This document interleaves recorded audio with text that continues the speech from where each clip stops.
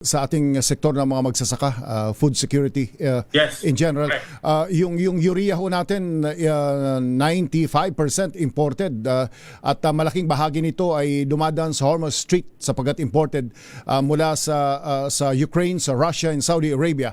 At of course, China malaking bahagi. But dahilan sa pagtaas ng presyo ng urea, yung pataba, nitrogen, I was referring to, dahil sa matinding pagtaas ng pataba, mukhang kawawa yung mga magsasaka. Iniisip ko ay baka pwedeng pag-aralan na kung ano ang Marshall Plan dito ho sa ating mga magsasaka sapagkat mukhang mas matindi ang dagok sa kanila nitong giyera, Mr. Senate President. Tama ka dyan, Cesar. Double whammy nga ang ating mga magsasaka, no? Dahil dito nung nagsara yung Strait of Hormuz, meron din tayong kinukuhang fertilizer galing strait, no, sa Iran. Pinoprocess to sa China, binabalik dito, binibenta dito sa atin. Kaya meron din tayong nakitang yung pagsara ng Strait of Hormuz, tumaas rin ang presyo ng pataba o ng fertilizer dito sa ating bansa. Pero dadagdagan ko lang, Cesar, yung komento.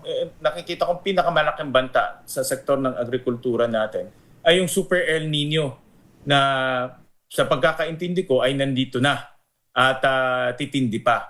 At meron ng mga probinsya na nag-declare ng state of calamity dahil nga sa tindi ng init at napakadami na silang mga lupain na nawalan na ng tubig at hindi na nila mataniman. So ito yung bagay na dapat mag-shift na tayo dahil sa kagandahang nangyayari ay humuhupa na itong Iran conflict, pumapasok naman tayo dito sa Super El Nino na tingin ko isa rin na malaking banta sa sektor ng agrikultura at pag malaki ang banta sa sektor ng agrikultura, tayo lahat ay epektado dahil pagkain naman yan, diretso sa ating sikmura. At nakikita ko si Secretary Solidum, I think yan yata yung kanyang Susunod. pag-uusapan mamaya. No?